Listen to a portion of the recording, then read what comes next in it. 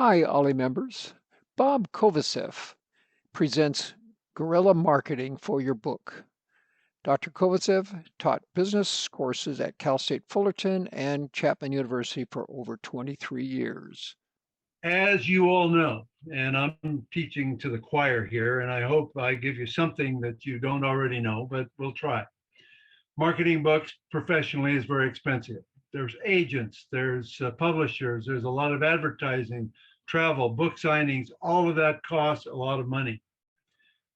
So the approach that I'm suggesting is guerrilla marketing. Now, the word guerrilla comes from Spanish. And as Fritz mentioned a little earlier to me before you guys came on, that maybe it even had Arabic roots. It comes from the word guerra, which is war, or a little war. And that's the way we got into trouble in Vietnam. That's the way we got in trouble in Iraq and Afghanistan, that we come in with a big army and the other guys don't have a big army. They are guerrillas. But guerrilla marketing is a way that a person can perform a lot of the necessary functions of marketing at a very low cost, because you are substituting your energy and your time and your technique for money that you would have to pay somebody else. So you're doing the jobs that the professionals charge a lot of money for doing. You're providing time, effort, energy. You use personal tools and techniques that attempt to duplicate what they would do, but at a small fraction of the cost. Now it's up to you as to how effective guerrilla marketing really is, because the more effort you put into it, the better results you should get.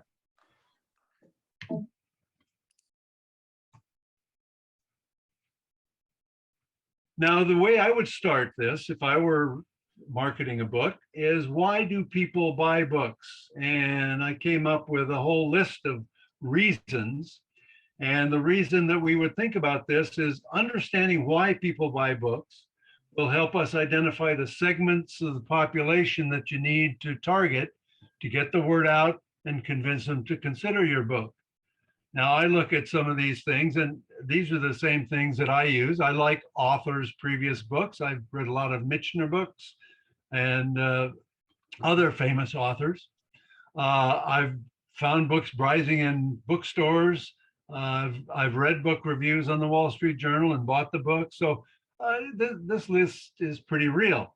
Not everybody follows the same kinds of techniques to get their books, but I think this is a fairly comprehensive list. So once we have figured out, I'm going to get used to this, doing this. Once we've figured out how people buy books, now we can start thinking about how you promote a book. Now, if you're Jim Michener, you can write 53 books in a career, and the 54th book would sell the moment it's released, but not so with most authors. So promotion really means getting the word out about your book to the right audiences and encourage them to buy your book. And I would suggest you need a promotion plan and a commitment to execute that plan.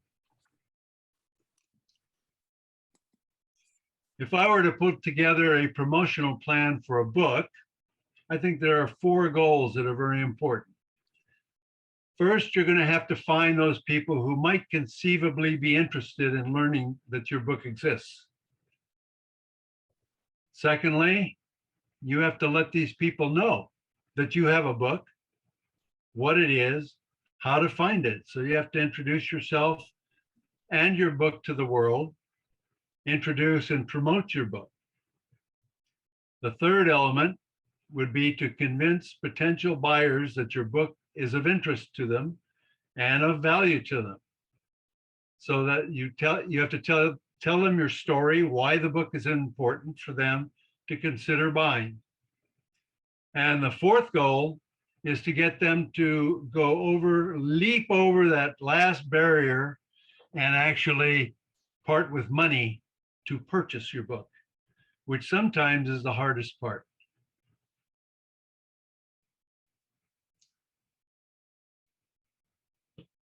So getting the campaign ready, there are a couple of things that you need to do. And the way I would approach it, and the way I approach it with entrepreneurs, is start out with an elevator pitch. I don't know if you know what an elevator pitch is. If you've been in business, you probably know. But it's basically a 60 to 90-second pitch that you do enthusiastically. You can complete it in 90 seconds, and 90 seconds is the magic number because that is the amount of time it takes between the time you walk into an elevator and introduce yourself to the person you're trying to talk to and the time the elevator gets to that person's floor and he walks out of the elevator. So you have to get your entire story out and into his brain in the 90 seconds that you have with him. You have to tell him who you are. You tell him 3 reasons why the book is so important to them and why the person should consider buying your book. Call it the elevator pitch because it's the time that you have in an elevator to convince somebody to take action. Another tool to get your campaign ready is business cards. And a lot of people don't like business cards. I've used them my whole career, but it's something very tangible that you can give people that you meet so that they remember you and they remember your message. It tells somebody how to get back in touch with you. And if they're interested in your book, how to buy your book. Now, your book should be considered another entity or another tool. And the book, I think, also needs a business card. And that business card is fairly simple. The ones that I'm familiar with have a picture of the book in full color in the front, and then in the back, your name as the author, a synopsis of the book, why will your book be of value to a reader, and information on how to buy a book. And then a little business card, however many inches it is, by how many inches the business card is, you can put your whole story, or at least the basics of your story. Now, some people prefer that to be in the form of a bookmark. Now, if I look at one of my bookcases here, I can see 6 books that I have bookmarks in. Book users love bookmarks, and we use them, and we look at them every time we pick up a book. So a bookmark is a very useful form of a business card.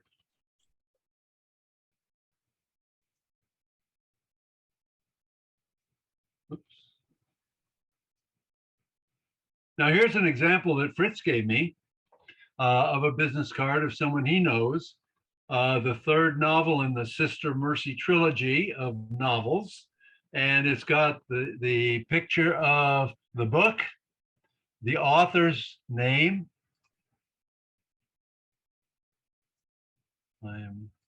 Boy, this is touchy.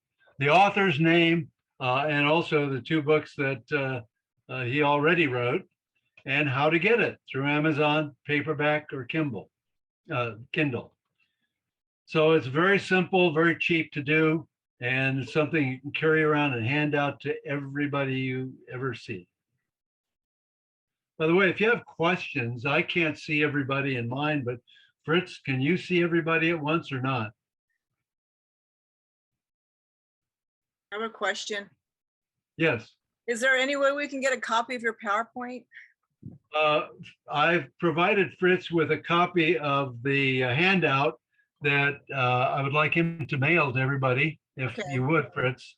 I just want the info because it's a lot to write down. It's great. So no, I don't expect you to write it down. There is a complete, it's about 10 pages. Yeah, okay. And I'll send that out.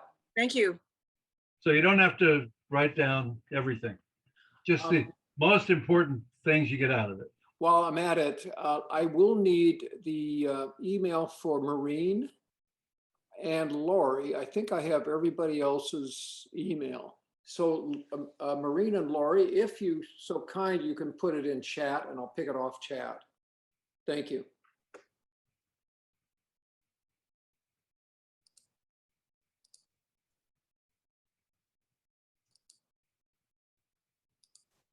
This is so touchy. Okay. So what is your brand? I think a lot of you probably already know that, you have a brand. If you haven't, I know my son who's a lawyer, he spent a lot of time developing his brand because he wants people to know what qualities that he wants people to associate when they think of him. And that's what a brand is. If you look at General Motors, you know what kind of a car you're going to buy. If you look at any brand at all, if you look at Apple, you know what kind of a computer that is. What qualities do you want people to associate with you when they think of you, when they hear your name? What do you want them to pop? What do you want to pop into their mind? And there are a lot of ways you can get books yourself on how to do a brand, a personal brand. But I think the easiest way is to use what is called a quick list. And that is to sit in a room quietly, no distractions, with a piece of paper and a timer. And you time it for 5 minutes and you write down as fast as you can everything that you can think of about yourself, any associations, any adjective, verb, adverb, a noun that you can associate with yourself. Write it down. Don't think about it. Don't hesitate. Don't stop writing. Don't change it. Don't edit it. Don't erase. Just write the list. And you should have 40 or 50 by the time that 5 minutes is up. Don't edit. Just write it. And it's really a form of brainstorming. From then, you can pick those items that you got on the list, and those will form the basis. Maybe a half a dozen or so of the best items on there. And that can form the basis of your brand, which is what you're really selling about yourself. You're selling your passion, your ability to write, you're selling your ideas, you're selling a lot of things. And speaking of passion, to write a book, I'm convinced, and I've written a lot of articles, so I am not alien to writing, but you have to have a passion for what you're writing about. And without passion, it's very, very plain, and with passion, it lives. So what is your passion? You have to decide that. That's part of your brand. How do you communicate that to others?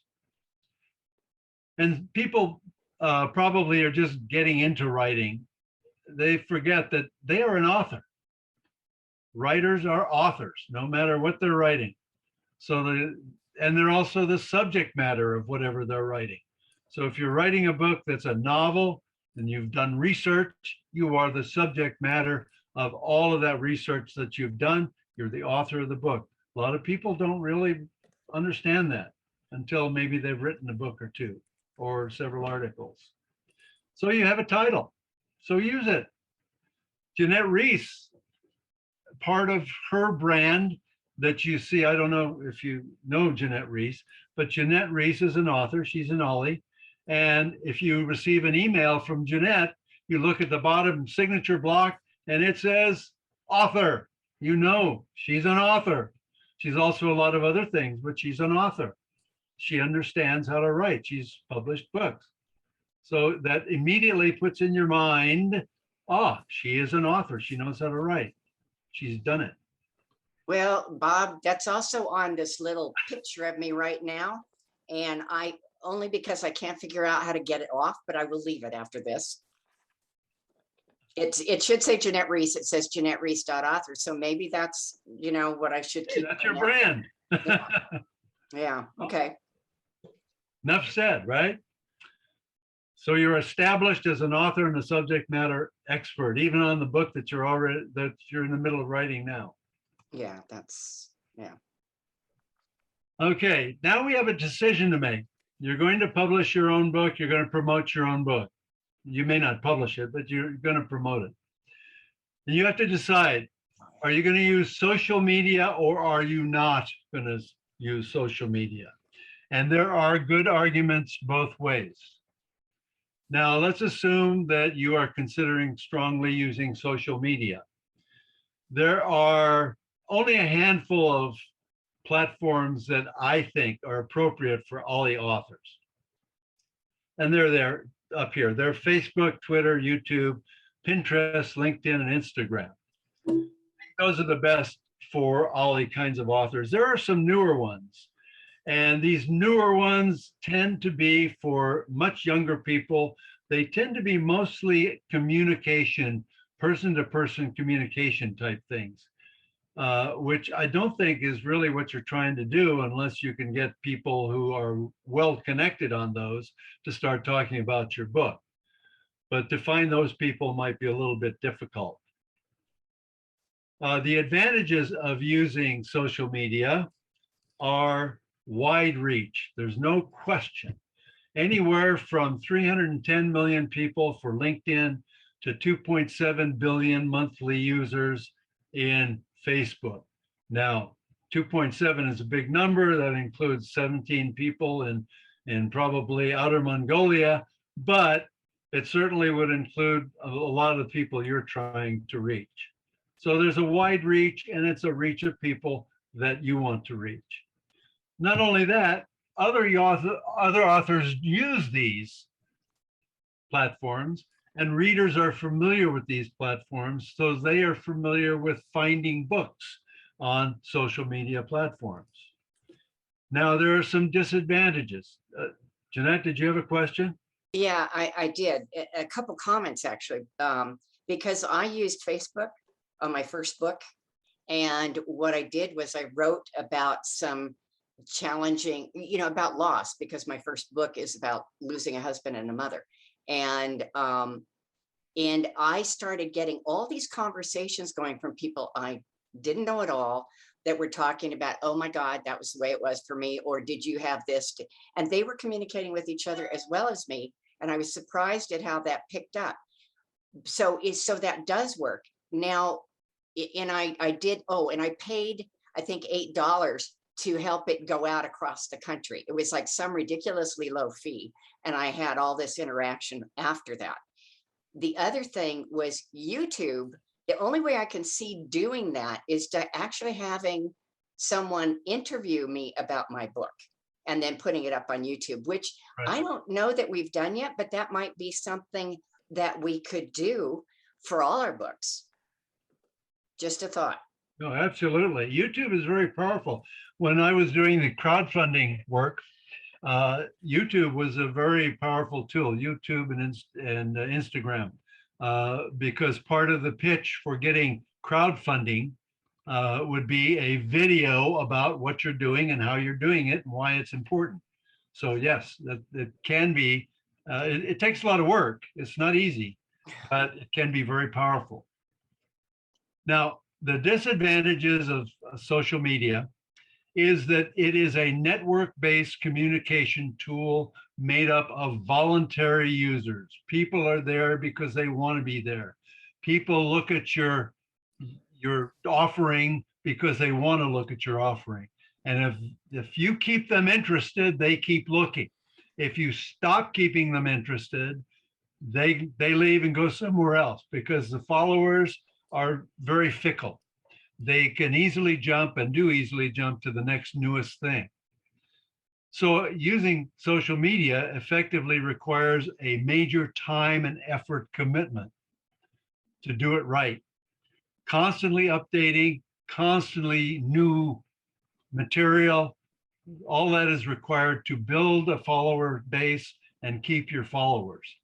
And followers, because of the way that the platforms were developed early on, they expect continuous freebies or new information to keep them interested, because it was always a sharing kind of a thing. It was very a socialistic kind of a network, Facebook was.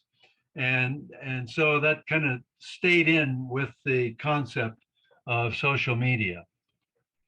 So you have to really put in the time and effort, and it requires you on there constantly updating, not really just once a month. It's more like once a week as a minimum.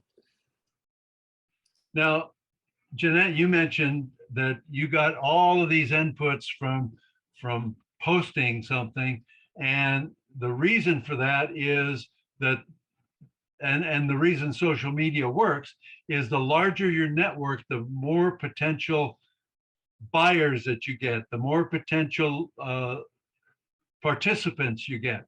And you can calculate the number of connections that you have depending on your size of network with an equation. And there's the equation. But we'll walk through a couple of things. If you have 10 followers and there are 45 possible connections, that's 9 with you and everybody else, but everybody else has connection with everybody else in the network. So that ends up 45 connections. If you have 50 followers, that jumps up to about 1,200 connections. If you have 1,000 followers, and that's probably how you got all of those connections, Jeanette, you have 500,000 followers or connections for 1,000 followers. Well, if you assume that you have, and I don't know if this number is anywhere near realistic, that 1 out of 500 connections would produce a buyer, then you could see in the last column, if you have 1,000 followers, you might have up to 1,000 potential buyers in that group. Now, I don't know if 500 is the right number, or maybe 1,000, or maybe 10,000. I have no idea. But it's a matter of size. So what you're trying to do is you're trying to build and maximize the number of people in your network, the number of followers that you have, and that maximizes your ability to sell on social media. Of course, that there's a downside to that, and that is adding followers takes either investing some money or takes a lot of work to keep them. So you just have to remember that there's a downside to every one of these, and that is effort. Now, the strategy that I have always advocated is a landing page strategy, where you have your own landing page. It's an author's website or landing page where you have articles or book information. You might have a blog, you might have a newsletter, a chat room, all kinds of stuff on there. You might have other information, results of some of your other research, all kinds of stuff. The most important part of the author's website is the ability to close the sale, to actually sell the book or direct people directly to, say, your Amazon book on Amazon so that they could buy it very quickly. So I show here that every one of these platforms that you may be using, all of those are used to really drive people to your website, whether the website be on Facebook or whether it be an independent website of your own with your own .com.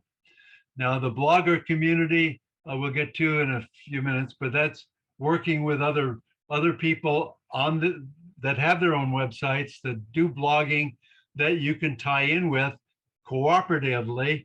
You help them, they help you, and they drive potential readers, potential buyers to your site.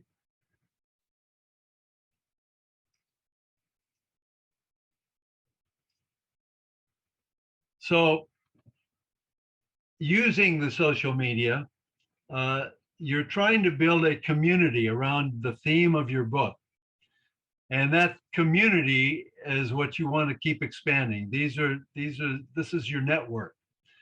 And to do that, you need a well-designed landing page. Now, there are advantages to using Facebook and there are disadvantages to using Facebook. The advantage to using Facebook is that a lot of people use it, and it's fairly easy to do a website and an author website on Facebook. You don't have to worry about getting a web address and all of that. You have one there.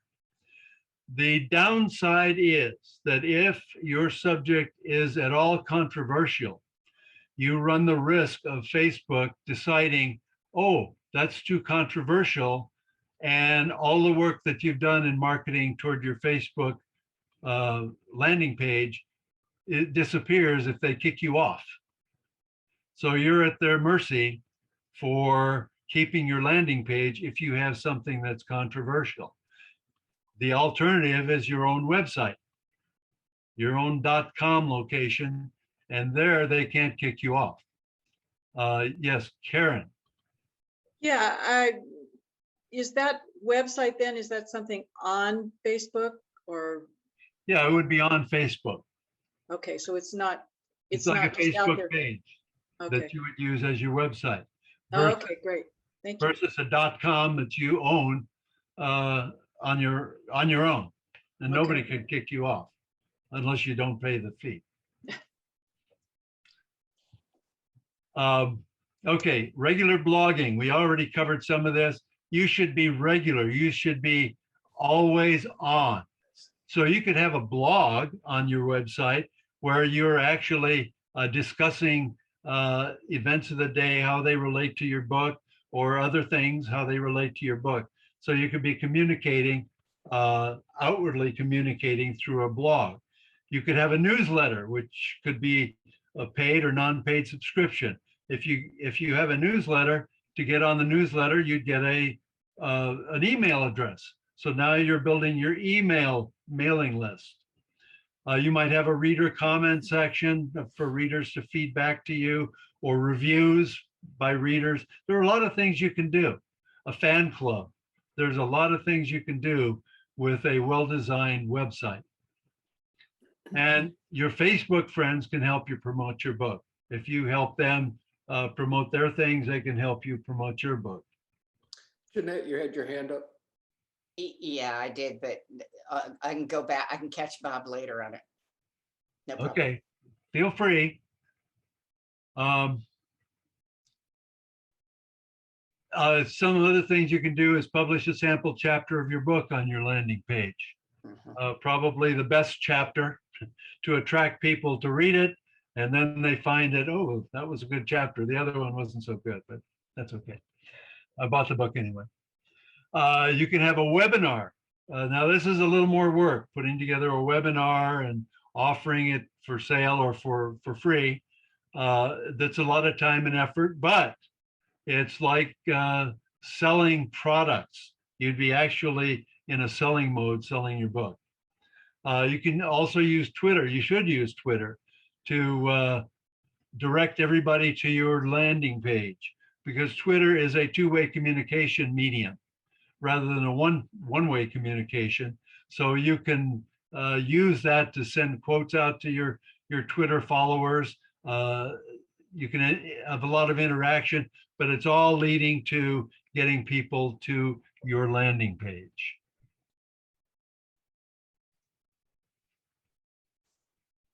Now, there are a lot of bloggers blogging about any subject that you can imagine. I mean, there's one that blogs about his time in Iraq, in the Marines. You know, there's a lot of things, a lot of different subjects. If you can find some bloggers that are related somehow to your book, actually, you can go have them review your book and post a review on site. You can link to each other's, you can link to their blog, they can link to you in hard links. So people can just click on yours, get to them, or click on the link to get to you. You can share things with the bloggers that they can use, because content in social media is key. Everybody is looking for fresh content. So if you can provide some fresh content to a blogger, then they owe you something.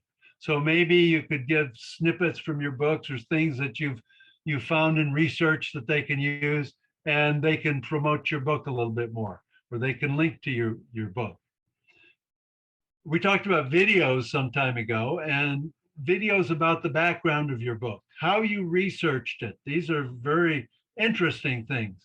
If you're doing a book on your family, how did you find out about the relative you had that happened to be the second in command next to George Washington? You know, most people don't know that. Okay, how did you find that out? How did you develop that? So these are things that you can't write in the book necessarily, but you can use to promote the book in your social media and YouTube, and these are YouTube kinds of things. So you link to YouTube, you link to Instagram, and you link back. Everything in the internet, as I mentioned before, is about sharing. It's a sharing medium. So you share with others and they share with you. So you provide things to other bloggers and they provide things to you, video clips, reviews, and so on. I think we beat that one to death. That's good. Now, there are other areas besides just the social media things that you can do. And I'm sure most of you know all this stuff already. I've used this one. I've written several short articles, not for community publications, mostly trade publications. I have two here, one for business to business and one to a law enforcement publication, Canadian law enforcement publication, when I was in the law enforcement technology business. And editors are always faced with filling up the book. And they always have empty spots in the book and they need content. So if you have an article that is appropriate for that particular magazine, whether it be a community magazine or a trade magazine, and you have written it well so that you have an upside down pyramid writing style, most important stuff first, with less important stuff as you go down the article, so that if you have 10 inches worth of text and he needs 8 inches, he could just chop off the other 2 inches and he's filled his 8-inch problem.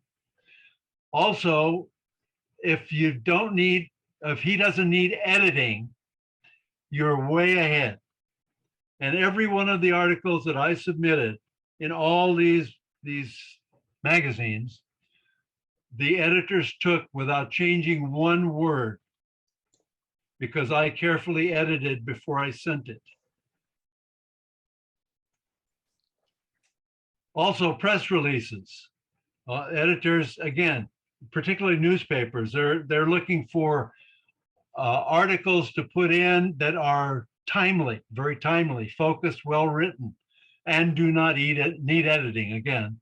And here again, upside down writing style. And then for immediate release, typed across the top and the bottom of the front page, and your contact information will increase your chances of getting that picked up by a publication, say the Fullerton newspaper or something like that.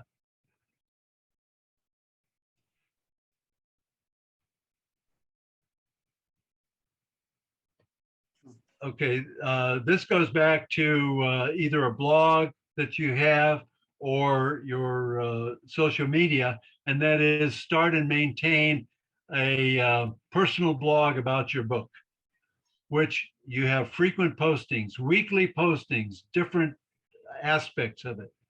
And as I say, this type of stuff requires a lot of work.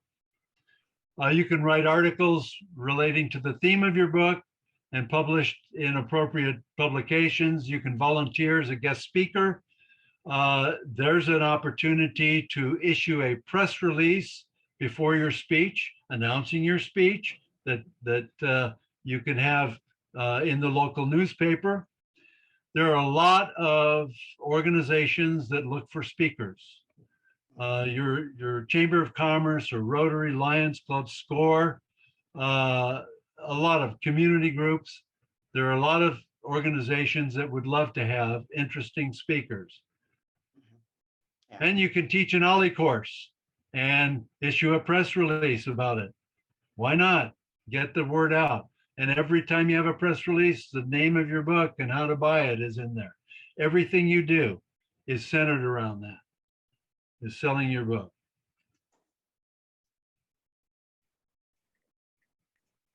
Can I get the next page here?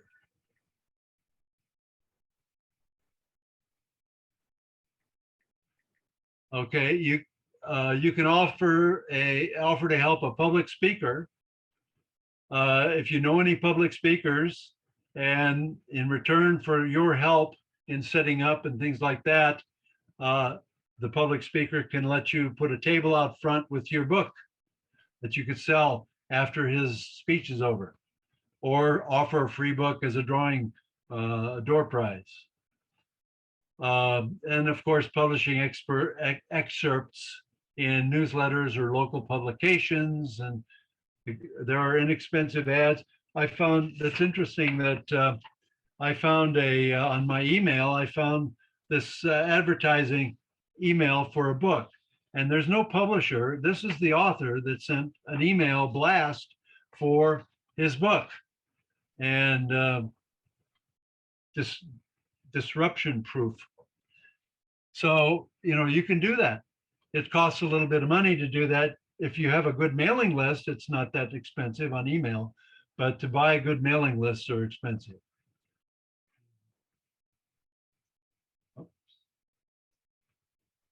And again, the elevator pitch, anytime you meet anybody, pitch your elevator pitch. And of course, distribute the business card in your books. Okay, I know that writing your book has not been an easy task because I have not written a book. I haven't even attempted it. But selling the book is beyond just a few people is also a challenge. And I think you know that. Yes. You either do it professionally or you do it yourself. Professionally, big F. If you can find an agent, agents are very selective and incredibly costly. If you find there are places that'll do it for you, but they cost a lot of money too without an agent. Self-promotion is feasible. It's a lot less costly, but the trade-off is money for your personal time, effort, and dedication. You've got the tools. There are a lot of tools out there that you can use, and they're very effective tools. So they're there. If you want to spend the effort and time and dedication, you can do it yourself. Now, any questions? Is there any way to find out if your book is very controversial and you'll get pressure on that? Well, I think if you ask people, enough people about, that very question, do you think this is controversial? I don't know. You read the news. Yeah, Okay, so I think we know what's controversial and what isn't. yeah, We live in a divided society. Almost everything is controversial now. So it just depends on how it's perceived by the social media platform. yeah. Okay. And they'll throw you off. I mean, they threw Trump off because they didn't like Trump, but they've kept the Ayatollah. So, I mean, who knows? It's up to the judgment of a few select people who happen to be in power in the social media world. And now Facebook is on the carpet with some of the stuff that's going on. Yeah. It's coming before Congress, so they might even be more strict. Hey, Karen, this is Larry. I would suggest that yours is not controversial because it's historical. Right. Everything's been documented that you have. I think that's the least of your worries. Okay. I think it's enlightening. I think it's very enlightening, but I don't think it's controversial. I would agree with the exception of one thing. The way the current environment is, I'm not totally positive about that because I'm writing about the alt-right movement. And I'm not sure with the research I've done on them over the last couple of years that you wouldn't find a little bit of that. I might find more because I'm not writing particularly friendly things about them. But Bob, maybe we could go back, stop sharing, and we can see everybody. Okay. Good. I want to add to talking about promoting your book and getting up in front. I know Karen has a article she wants to put in the Fullerton Observer. I think it's great to be up front. I know that one of our OLLI members, Miriam Hurdle, before she published her book, she already had 5,000 followers on her blog. Wow. And I'm going to just share it just real quickly, just so you can see. And she has been doing this blog probably a year. I want to expand it here. Probably a year before she ever tried to publish her book. It was a poetry book. She did with 5,000 followers, and if it multiplies, she has maybe an audience willing to buy her book of 500 upwards, maybe to 500. I don't know. But here's all the different subjects she gets involved in. She shares with other authors back and forth. She actually does. She reviews authors' books and writes them up there, or writes them up and puts them in here. It's just amazing what she has done over the years. And about every 3 or 4 days, I follow her, and every 3 or 4 days, I know she has a new blog. So but it's a tremendous amount of work. Can you imagine maintaining this and writing continually for it? But it gave her an automatic audience. I know that we have had experience with authors. One author came and spoke to us. She had a children's book. She had spent $12,000 getting the book published and getting it promoted. This is one of these outfits there's lots of places you can hire your book or they hire you you hire them to promote your book, and it's very expensive. And I asked her, well, how many books have you sold? And she said, well, maybe a dozen.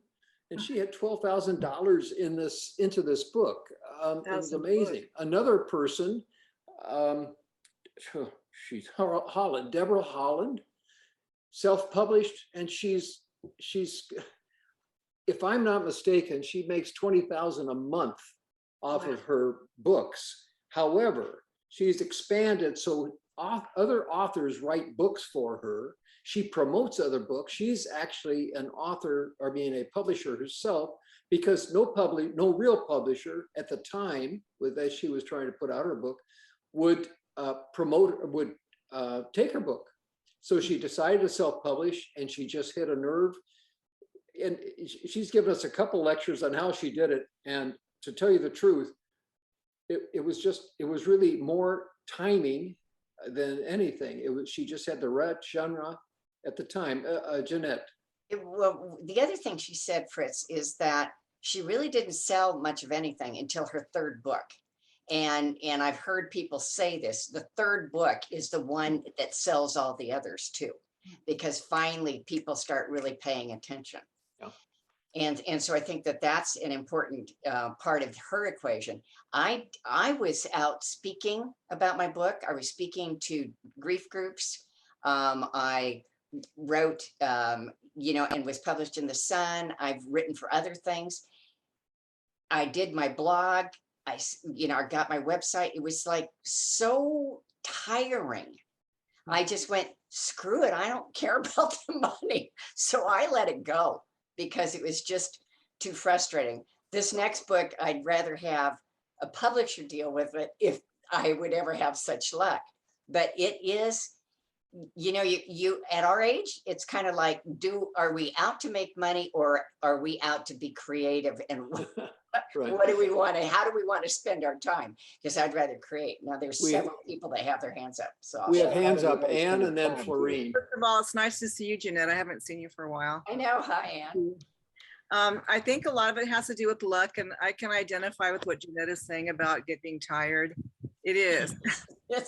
My grandson, Nick Casas, and his daughter, Sienna, are really popular on Instagram and TikTok. And it started where he was singing a song, Senorita, by a very famous singer. And that famous singer retweeted what he had done, and they became very famous. They were on the Ellen Show, and now they have their own program. They have an agent. So I think luck has a lot to do with it. Sam Mendes, I think that's what the singer was. He Wow. got very lucky. So yeah, the timing has a lot to do with it. And also a lot of people who have that kind of success are already people who enjoy getting out in front of other people and talking to them rather than those of us who are more introverted. Right. Well, and it's not just the talking to other people, it's the getting invited, the marketing that you need to do for yourself to get invited. You know, I finally gave up on Instagram, you know, but Facebook was quite helpful to me. Maureen had her hand up. Oh, sorry. Yes. One of the things that happened to me was when I finished writing my book, I was tired of the subject matter. I was tired of doing the whole, I wanted to be done. And so I hit the publish button and decided that the writing was all I needed to do. I didn't need to promote it. I didn't care if it ever sold a book or not. And then I was contacted by a company and they offered me their services to promote, advertise, and not publish, but to promote and advertise my book. And it was for a specific amount of money, for a specific amount of time. And they thought that the topic was current and It is.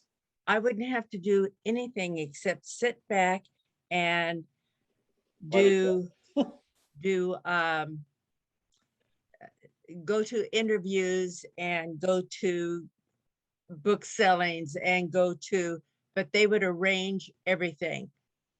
And I thought about it. I almost forked over the $7,500, which is what they wanted. And then I thought, you know what? That's not what it's about right now for me. I'm done. You would have And- travel expenses too, Florine. Pardon, Larry? You would have travel expenses too when you go to all these things. Right, right. Exactly And the right. other It wouldn't all be thing- in Orange County.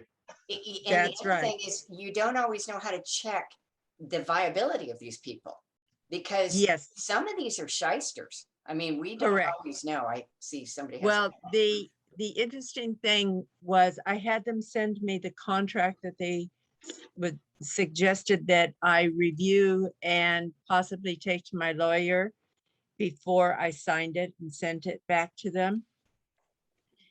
And it looked all on the up and up. And What- I did some research and it looked all on the up and up.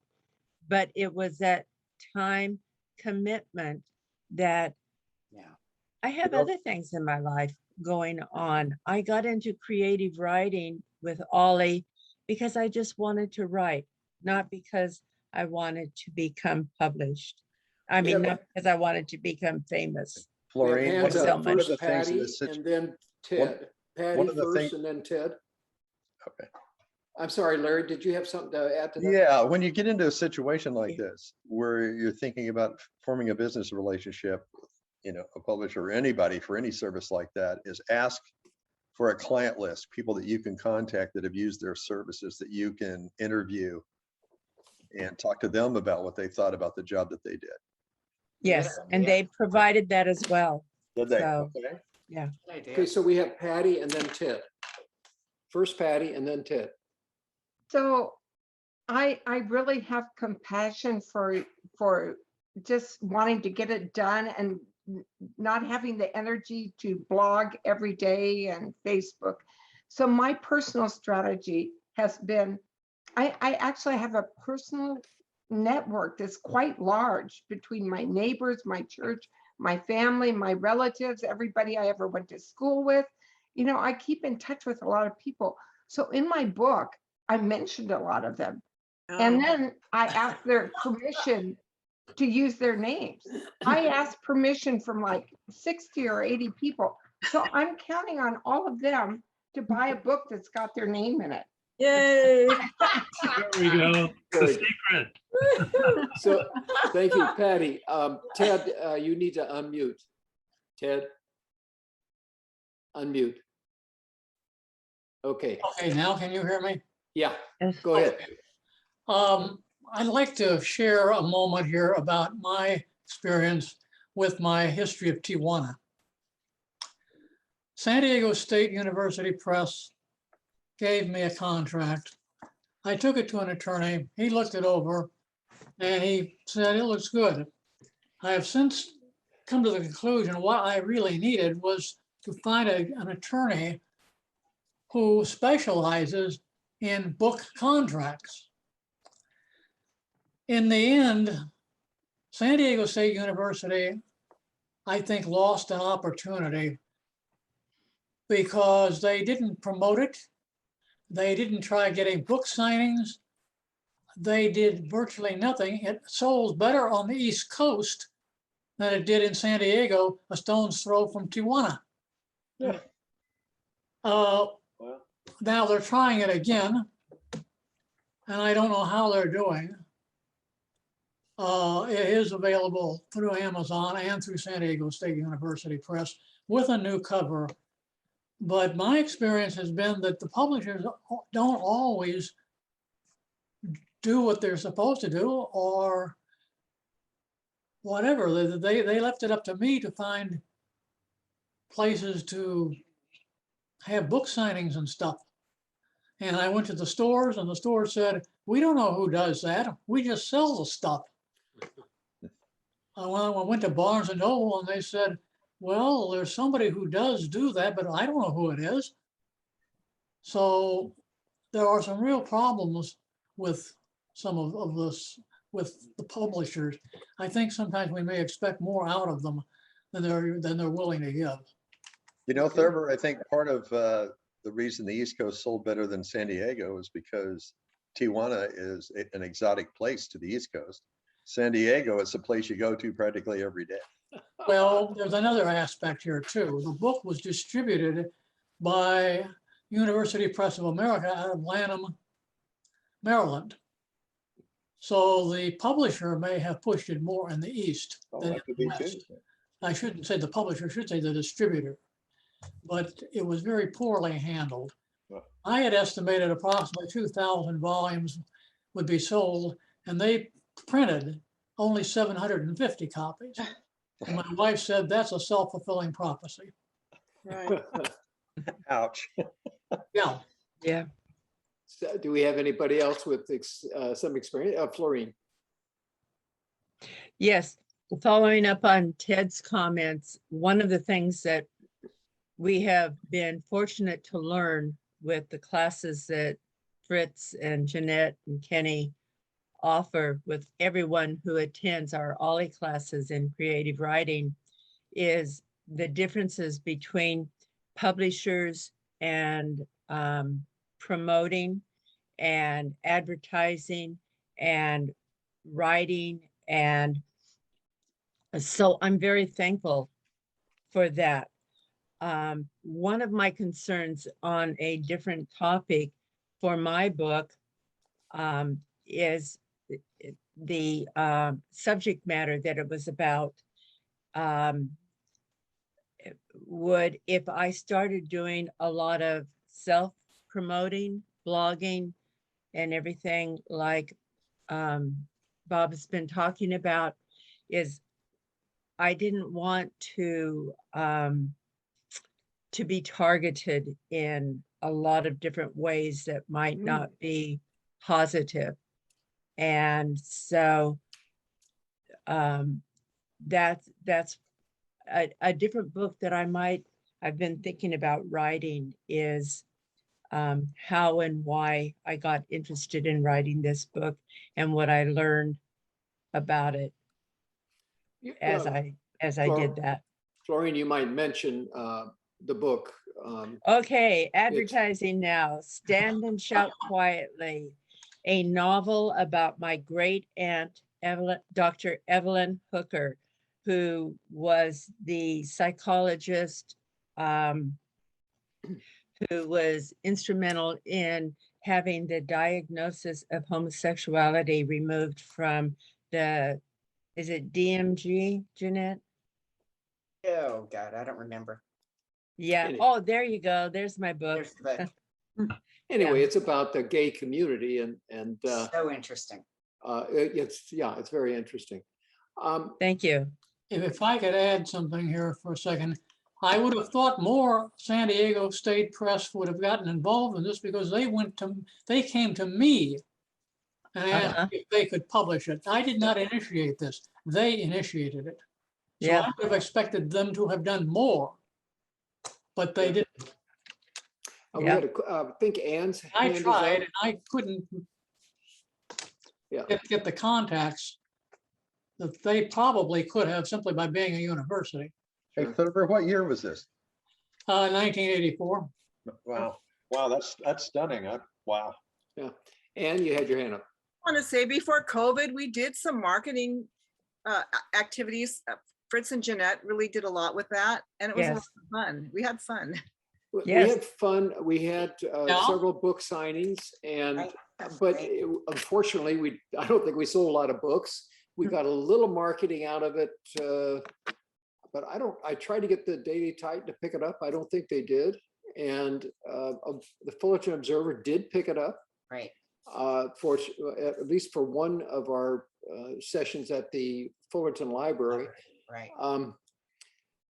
I'll also, Jeanette, just remind you, we did do an interview of you. I gave you that interview, but it's got to be chopped up into little segments. And I was too lazy to do that. I probably didn't So- know how. Wait, so did I now- put it on my website? There That's you how go. much I remember about this. So what we did, just informationally, we were in class and we featured, I think, Ron Bessler. I know Jeanette, I think we did your book, and we did one other person. I don't remember who at the moment. Maybe it was Carmine. It was Carmine. Carmine, Oh, of yeah, course. yeah, yeah. But unfortunately, I put the videos on a DVD and gave them to each of you. I did not, it was up to you to do something with it because I was lazy at the time. It may be that they're probably not fresh anymore, but if they've got to be real short segments, Yeah. 1 minute, 2 minute segments. We Right. did like 20 minutes. Right, right. And I do remember. I did edit it so that it was flowed. However, it was way too long to feature anywhere. Now we could put it up on YouTube. I have more facility to do that. And as I'm talking here, we have 2 hands up. First Patty, then Maureen, and then 3 hands actually, and Florine. So Patty and then Maureen. I have several friends who've got boxes of aging books in their garages that they give out occasionally as Christmas gifts. Then I have another friend who keeps the box in his trunk, and you probably know him. I'm gonna not mention his name, but wherever he goes, he gives out his book to strangers. And I think he's actually, if you price your book really cheap, it's probably better than giving $10,000 or $20,000 to a publisher. If you get it printed for like $3, right? And just hand out enough copies, and maybe word of mouth will help. Possibility. Maureen. Yeah, I just looked at Florine's book on Amazon, and I saw that there are, except for what she wrote, there's no reviews. And I was wondering, does it help to get your friends to write Yes. reviews? Yes, Yes. absolutely. Absolutely. Even you could write your own several different reviews. And I stand corrected because I have not done that. I haven't Maureen. either. Thank you. I don't know. Maybe I did. There are no reviews at all. I thought I reviewed that. There's, I thought you couldn't write your own review. I thought you'd get in trouble. No, but I can Who? write a review for Florine. Oh, I see. Yeah. I think And you have to I've been like the book. negligent in doing that. I've helped lots of people publish, and I've never said, hey, this is a great book. I'll have to do that. Yes, you will. Thank you, Maureen. And Fritz, an idea for an Ollie class, could we set one up where we would talk about and actually do a class on how to interview and to do our interviews for our books? That's a possibility. We would probably need Bob for someone like that, for something like that, Mhm. because that's a you know, a distinct skill, interviewing. Right. I mean, we can all do some of that, but you know, I mean, if we really want it done in the way that it is tuned into a marketing approach, then yeah, that would be interesting, even if it was just a workshop as opposed to a class. Yes. Yeah. Or one Bob, time do thing. you have something that we could talk about and then work up? Who are you asking, or the group? Bob. Bob. We could, as a matter of fact, we could do just what was suggested here. Because interviews, if I were to do an interview for a book, I'd do a 20-minute interview and then chop it up. Yeah. But the questions would have to be such that each question is a standalone question that you can just pull out of the interview and publish or put on television or wherever you can get outlets. So yeah, I'd go along with that. I'd help you out. Great. Okay, Bobby Thanks. and I can put our heads together and see what we can do there. Sure. Yeah. Other comments on marketing? I know it's an overwhelming to, particularly like the Miriam Hurdle example where she has a blog with 10,000 followers. I have a blog and I have 6 followers. And I've been running it for ages. And thank you, Jeanette, for being one of them. My kids don't even follow me. I know you. Yeah, you're right. I have 2 different times had someone walk into a class and be clutching my book and just start crying and saying, this helped me so much. This helped me so much. And it's like, you know, a great endorsement, but you can't capture something like that, you know? I mean, it was kind of, you don't quite know what to do. I mean, although you can say, I'm so glad it was helpful. I mean, but that kind of thing, I don't think that you can catch something like that really. Yeah, you can say so-and-so, some made up name said, this was so helpful to me. Well, or I think, I'm not sure who mentioned it, but we should be reviewing each other's books, and I'm negligent in doing that because I know I have done some reviews. Florine, I'm sure I thought I had done yours, but maybe not. Can you write? We'll go in and do it again.